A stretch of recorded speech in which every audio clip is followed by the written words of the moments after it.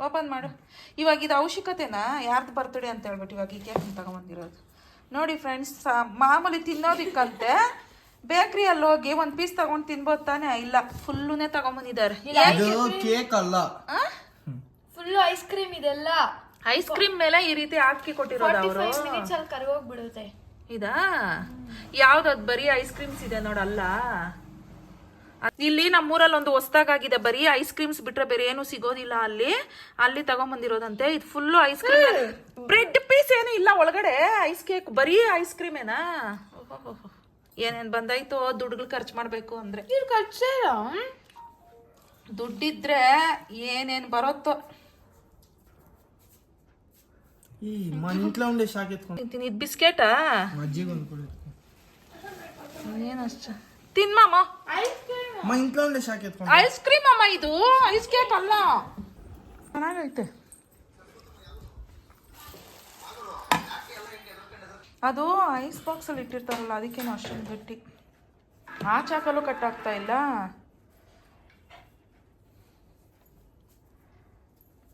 ನೋಡೋಣ taste. Full ice ಅಂತೆ. ನೋಡೋಣ, ಇದು ಫಸ್ಟ್ ಟೈಮ್ ಈ ಐಸ್ ಟ್ರೈ ಮಾಡ್ತಿರೋದು. ಅಂದರೆ ನಾರ್ಮಲ್ಲಾಗಿ ಐಸ್ ಕೇಕ್ಸ್ ಎಲ್ಲ ತಿಂದಿದ್ದೀರಲ್ಲಮ್ಮ ನಾವು. ಅದೇನು ಕೇಕ್ ಅದು? ಐಸ್ ಕೇಕ್ ಇದು ಬೇರೆ ಅಂತೆ. ಇದು ಬರೀ ಐಸೇ, ಒಳಗಡೆ ಬನ್ನೇನು ಇರೋದಿಲ್ಲ. ಮಾಮೂಲಿ ಐಸ್ ಕ್ರೀಮೇ ತಗೊಬೋದಿತ್ತಲ್ಲ ಇದ್ರ ಬದಲು. ಇದಕ್ಕೇನಕ್ಕೆ ಮತ್ತೆ ಅಷ್ಟೊಂದು ದುಡ್ಡು? ನೋಡಿ, ಮಾಮೂಲಿ ಐಸ್ ಕ್ರೀಮ್ಗೆ ಮೇಲೆ ಎಲ್ಲ ಸ್ವಲ್ಪ ಡೆಕೋರೇಷನ್ ಮಾಡಿದ್ದಾರೆ.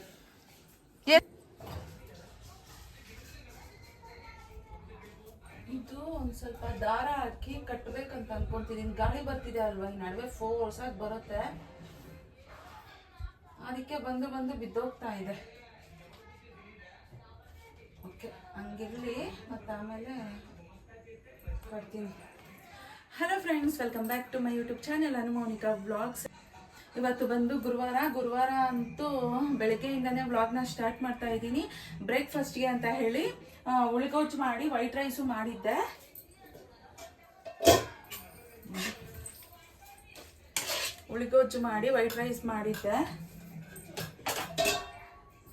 ಮತ್ತೆ ಚಪಾತಿ ಹಿಟ್ಟಿತ್ತು ಫ್ರಿಜ್ಜಲ್ಲಿ. ಚಪಾತಿ ಹಿಟ್ಟು ಮಿಕ್ಸ್ ಮಾಡಿ ಇಟ್ಟಿದ್ದು ಫ್ರಿಜ್ಜಲ್ಲೇ ಇತ್ತು. ಇನ್ನು ಸರಿ ಗೊಜ್ಜಾದ್ರೂ ನನಗೆ ನಾಳೆ ಬೆಳಿಗ್ಗೆವರೆಗೂ ಇರುತ್ತೆ.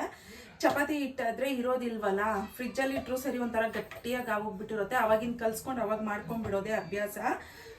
ಅದಕ್ಕೆ ಇನ್ನು ಚಪಾತಿ ಇಟ್ಟಿತ್ತಲ್ವಾ ಅಂತ ಹೇಳ್ಬಿಟ್ಟು ಇನ್ನು ಚಪಾತಿ ಮಾಡೋಣ ಅಂತ ತೆಗೆದು ಇಟ್ಟಿದ್ದೀನಿ.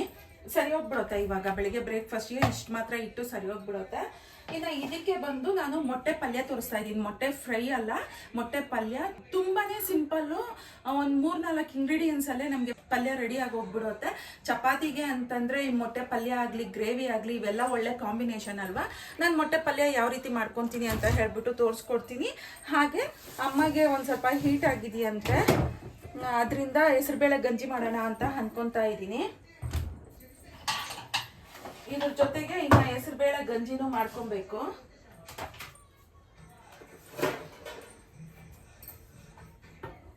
ಇವತ್ತು ಗೀ ರೈಸ್ ಮಾಡಿ ಪನ್ನೀರ್ ಕುರ್ಮಾ ತೋರಿಸ್ತೀನಿ ಅಂತ ಹೇಳಿ ನೆನ್ನೆ ವಿಡಿಯೋದಲ್ಲೇ ಹೇಳಿದ್ದೆ ಅಲ್ವಾ. ಇನ್ನು ಮಾಡೋಣ ಅಂತಂದ್ರೆ ಅಮ್ಮಗೆ ಹೀಟ್ ಆಗಿದೆಯಂತೆ.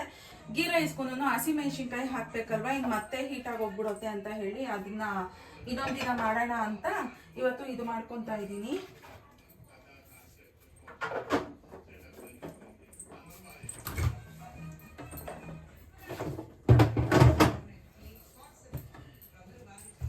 ಅಮ್ಮಗೆ ಹೆಸರುಬೇಳೆ ಗಂಜಿ ಅಂತ ಹೇಳಿದ್ನಲ್ವಾ, ಅದನ್ನ ಹುರಿದ್ಬಿಟ್ಟು ಒಂದು ಸ್ವಲ್ಪ ಮಾಡಿ ಇಟ್ಬಿಡೋಣ.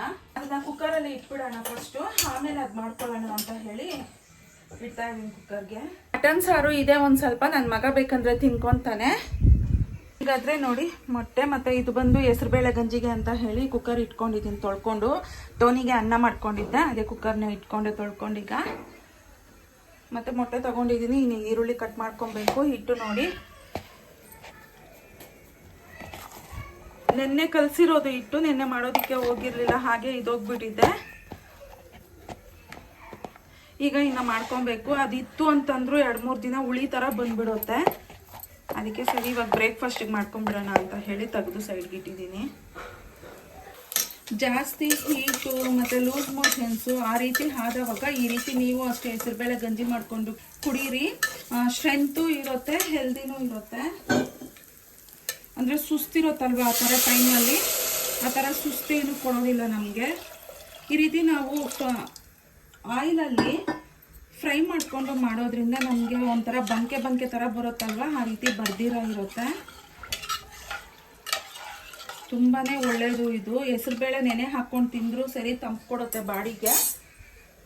ನೋಡಿ, ಮೊಟ್ಟೆ ಪಲ್ಯಗೆ ಬೇಕಾಗಿರೋದು ಇಷ್ಟೇ. ಈರುಳ್ಳಿನ ಸಣ್ಣಕ್ಕೆ ಕಟ್ ಮಾಡ್ಕೊಂಡಿದ್ದೀನಿ.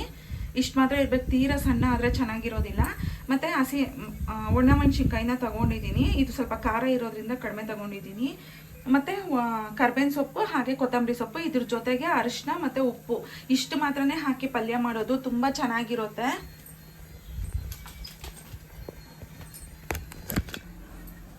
ಎಣ್ಣೆ ಸ್ವಲ್ಪ ಕಾದ್ಮೇಲೆ ಕರ್ಬೇವಿನ ಸೊಪ್ಪು, ಈಗ ಈರುಳ್ಳಿ ಹಾಕ್ಕೊಂಡಿದ್ದೀನಿ.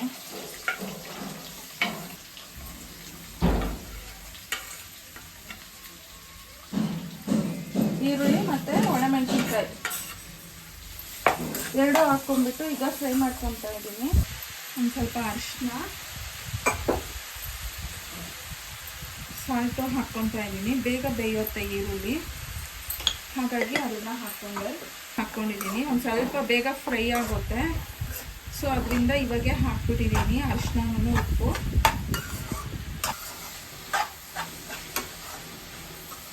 ಬೇಗನೆ ಆಗೋಗುತ್ತೆ, ಟೈಮ್ ಏನು ಅಷ್ಟೊಂದು ಜಾಸ್ತಿ ತಗೊಳ್ಳೋದಿಲ್ಲ. ಆನಿಯನ್ಸ್ ಫ್ರೈ ಆಗಬೇಕಷ್ಟೇ. ಇನ್ನು ಎಗ್ ಅಂತೀರಾ, ಒಂದು 2 ಮಿನಿಟ್ಸಲ್ಲೇ ನಮಗೆ ಫ್ರೈ ಆಗೋಗುತ್ತೆ.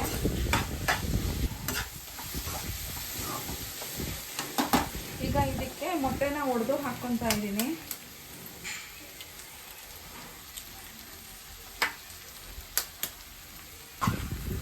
ಅರಿಶಿನ ಹಾಕಿರೋದ್ರಿಂದ ನಮಗೆ ಮೊಟ್ಟೆ ಸ್ಮೆಲ್ ಅಷ್ಟೊಂದು ಬರೋದಿಲ್ಲ ತಿನ್ಬೇಕಾದ್ರೆ. ನೋಡಿ, ಈಸಿಯಾಗಿ ಮೊಟ್ಟೆ ಪಲ್ಯ ರೆಡಿ ಆಗೋಗ್ಬಿಡ್ತು. ಮನೆಯಲ್ಲಿ ವೆಜಿಟೇಬಲ್ಸ್ ಏನು ಇಲ್ಲ ಅಂತಂದಾಗ 2 ಮೊಟ್ಟೆ ಇತ್ತಂತಂದ್ರೂ ಸರಿ, ನಾವು ಫಾಸ್ಟಾಗಿ ಈ ರೆಸಿಪಿನ ಟ್ರೈ ಮಾಡ್ಬೋದು. ರೆಡಿ ಸಲ ಕೊತ್ತಂಬರಿ ಸೊಪ್ಪನ್ನ ಹಾಕೊಂಡ್ಬಿಡ್ತಾ ಇದ್ದೀನಿ. ಬೇರೆ ಏನು ಇಲ್ಲ, ಇಷ್ಟು ಮಾತ್ರನೇ ಇದಕ್ಕೆ ಹಾಕೋದು. ಎಗ್ ಪಲ್ಯ ರೆಡಿ ಆಯಿತು. ಈಗ ಚಪಾತಿನೋ ಪೂರಿನೋ ಮಾಡ್ಕೊಬೇಕು. ಇದಕ್ಕೆ ನಾನು ಈರುಳ್ಳಿ ಒಂದು ಸ್ವಲ್ಪ ಜಾಸ್ತಿನೇ ಹಾಕ್ಕೊಂಡಿದ್ದೀನಿ. ಬೇಡ ಅಂತಂದರೆ ಮೊಟ್ಟೆ ಜಾಸ್ತಿ ಹಾಕ್ಕೊಳ್ಳಿ, ಈರುಳ್ಳಿ ಕಡಿಮೆ ಹಾಕ್ಕೊಳ್ಳಿ. ಹೆಸರುಬೇಳೆ ಆಗಿದೆ, ಅದಕ್ಕೊಂದು ಸ್ವಲ್ಪ ನೀರು ಹಾಕ್ಬಿಟ್ಟು ಇಟ್ಟಿದ್ದೀನಿ. ತೀರಾ ಗಟ್ಟಿ ಇದ್ರೆ ಅದು ಗಂಜಿ ಥರ ಮಾಡ್ತಾ ಇದ್ದೀನಿ ಅಲ್ವಾ ಹೆಸರುಬೇಳೆದಲ್ಲಿ. ತೀರಾ ಗಟ್ಟಿ ಇದ್ರೆ ಚೆನ್ನಾಗಿರೋದಿಲ್ಲ. ಒಂದು ಸ್ವಲ್ಪ ತೆಂಗಿನಕಾಯಿ ತುರಿ ಹಾಕಿದ್ರೆ ಚೆನ್ನಾಗಿರುತ್ತೆ ಕುಡಿಬೇಕಾದ್ರೆ. ಅವಾಗವಾಗ ಬಾಯಿಗೆ ಸಿಗ್ತಾ ಇರುತ್ತಲ್ವಾ, ಚೆನ್ನಾಗಿರುತ್ತೆ. ಅದಕ್ಕೆ ಸ್ವಲ್ಪ ತೆಂಗಿನಕಾಯಿ ತುರಿನೂ ಹಾಕ್ತಾ ಇದ್ದೀನಿ. ನೋಡಿ, ಎಲ್ಲ ಹಾಕ್ಕೊಂಡಿದ್ದೀನಿ. ಒಂದು 2 ಕುದಿ ಬಂದ ತಕ್ಷಣ ಇದನ್ನು ಆಫ್ ಮಾಡಿಬಿಡೋದ. ಜಾಸ್ತಿ ನೀರೇನಿಲ್ಲ, ಮಾಮೂಲಿ. ಬರೀ ಹೆಸರುಬೇಳೆನೇ ಮಾಡ್ಕೊಂಡಿದ್ದೀರಿ ಅಂತಂದರೆ ಕುಡಿಬೇಕಾದ್ರೆ 1 ಗ್ಲಾಸ್ ಓಕೆ, 2ನೇ ಗ್ಲಾಸ್ ಕುಡಿಬೇಕಾದ್ರೆ ಒಂಥರ ಅನಿಸುತ್ತೆ. ಈ ರೀತಿ ತೆಂಗಿನ ತುರಿ ಹಾಕ್ಕೊಳ್ಳೋದ್ರಿಂದ 2-3 ಗ್ಲಾಸ್ವರೆಗೂ ಕುಡ್ಕೊಬೋದು. ಇನ್ನು ಮಾಡಿದ್ದೀನಿ ಅಂತಂದರೆ ನನ್ನ ಮಗಳಿಗೂ ಇಷ್ಟ, ಕುಡಿತಾಳೆ. ಇನ್ನು ನಮ್ಮ ಅಮ್ಮನೂ ಕುಡ್ಕೊತಾರೆ ಅಂತ ಹೇಳಿ ಮಾಡಿದ್ದೀನಿ. ನಾವು ತೀಡ್ಕೊಳ್ಳೋವಾಗ ತೆಳ್ಳಗಾಗ್ದಿರ ಸ್ವಲ್ಪ ಮಂದಕ್ಕೆ ತಿಳ್ಕೊಂಡಿದ್ದೀರಿ ಅಂತಂದರೆ ಇಷ್ಟು ಚೆನ್ನಾಗಿ ಉಬ್ಬುತ್ತೆ ಪೂರಿ. ಅಮ್ಮ ಗಂಜಿ ಕುಡ್ಕೊಂಡ್ರು, ನಾನು ಪೂರಿ ಹಾಕ್ಕೊತಾ ಇದ್ದೀನಿ ತಿನ್ನೋಣ ಅಂತ ಹೇಳಿ. ಟೋನಿ ಬ್ರೂನವರು ಆಯಿತು ತಿನ್ನಿಸಿದ್ದು. ಈಗ ತಿಂದ್ಬಿಟ್ಟು ಬಟ್ಟೆ ಎಲ್ಲ ವಾಷಿಂಗ್ ಮಿಷಿನ್ಗೆ ಹಾಕೋದು ಇದೆ, ಕೈಯಲ್ಲಿ ಒಗೆಯೋದು ಇದೆ, ಆ ಕೆಲಸ ಮಾಡ್ಕೊಬೇಕು. ನೋಡಿ, ತುಂಬ ಚೆನ್ನಾಗಿರುತ್ತೆ. ತುಂಬ ಈಸಿ ರೆಸಿಪಿ, ಸಿಂಪಲಾಗಿ ಮಾಡ್ಕೊಬೋದು. ಇನ್ನು ನಾನು ಊಟ ಮಾಡ್ಕೊಂಡ್ಬಿಟ್ಟು ಮತ್ತೆ ಸಿಗ್ತೀನಿ. ನಿಧಾನಕ್ಕೆ ಬಾಮ, ಮಳೆ ಬರೋ ಥರ ಇದೆ. ಮಳೆ ಬರುತ್ತೆ ಇನ್ನು ಸ್ವಲ್ಪ ಹೊತ್ತಿಗೆ. ಅದಕ್ಕೆ ಮೇಲೆ ಹೋಗಿ ಬಟ್ಟೆ ಎತ್ಕೊಬಂದ್ಬಿಡೋಣ ಅಂತ. Tony, Bruno ಎಲ್ಮ? ಬ್ರೂನೋ ಬಂದಲ್ಲ, ಅವನು ಬಂದಿದ್ನ ಮೇಲಕ್ಕೆ. ಯಾವ ಸ್ವಂತ ತಣ್ಣಗೆ ಗಾಳಿ ಬರ್ತೈತೆ.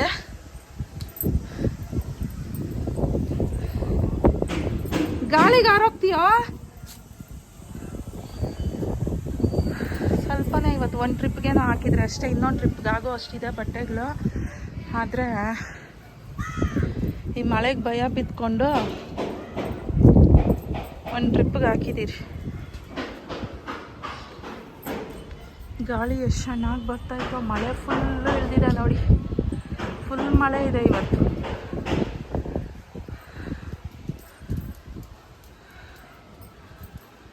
ಈ ರೀತಿ ಇರುತ್ತೆ ನಮ್ಮ ಮನೆ ಹತ್ರ ವಾತಾವರಣ.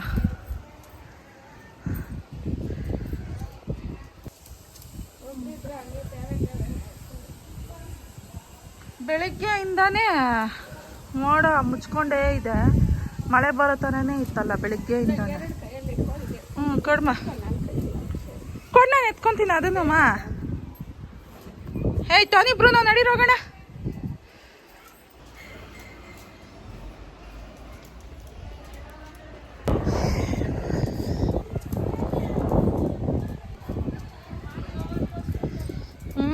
ಜೋರು ಫುಲ್ಲು ಇಳ್ದೈತೆ.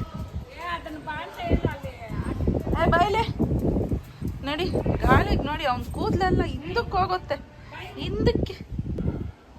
ಬ್ರುನಾ ಇಲ್ಲಿ ನೋಡಿ, ಇಲ್ಲಿ ಮಮ್ಮನ ಬ್ರುನಾ ಇಲ್ಲಿ ನೋಡ, ಇಲ್ಲಿ ಬ್ರುನಾ ಹಿಂದ ಹಿಂದಳವ. ಹಿಂದ ಅಂದ್ರೆ ನೋಡ್ತಾನೆ ಅಲ್ಲಿ ನೋಡಿ, ಗಾಳಿಗೆ ಅವ್ನ ಕೂದಲೆಲ್ಲ ಎಷ್ಟು ಚೆನ್ನಾಗಿ ಹೋಗ್ತದೆ.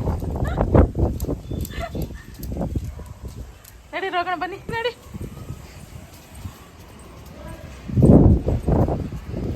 ನಡಿ ನಡಿ, ಇಳಿ ಇಳಿ.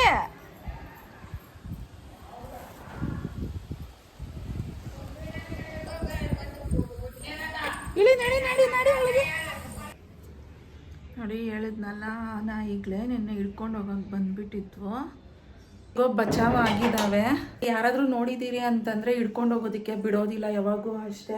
ಗೇಟ್ ತೆಗೆದ ತಕ್ಷಣ ಸೌಂಡ್ಗೆ ನೋಡುತ್ತೆ. ಇನ್ನು ಬೆಳಗ್ಗೆನೂ ತೊಗೊಂಡೋಗಿ ಊಟ ಹಾಕ್ಬಿಟ್ಟು ಬಂದೆ. ಅಲ್ಲಿ ತಣ್ಣಗಿದೆ ಅಲ್ಲ, ಅಲ್ಲಿ ಮಲಗುತ್ತೆ. ಮತ್ತು ಈ ಕಡೆ ನಮ್ಮನೆ ಹತ್ರ ನೆರಳು ಬಂತು ಅಂತಂದರೆ ಇಲ್ಲಿ ಬಂದು ಮಲಗುತ್ತೆ ಪಾಪ.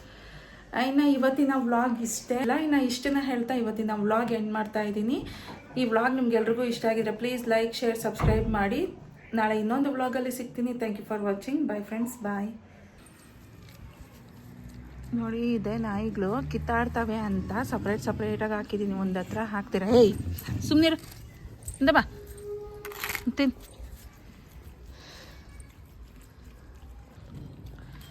ಎರಡಕ್ಕೂ ಕಾಲು ಒಂದು ಸ್ವಲ್ಪ ಒಂಥರ ಆಗಿದೆ ಪಾಪ.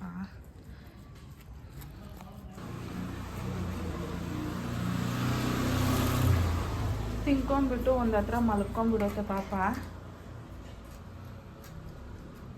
ಇನ್ನು ಬೇರೆ ನಾಯಿಗಳು ತಿನ್ನಲಿ ಅಂತ ಅಲ್ಲೂ ಒಂಚೂರು ಹಾಕಿದ್ದೀನಿ ಕಲ್ಲ ಮೇಲೆ.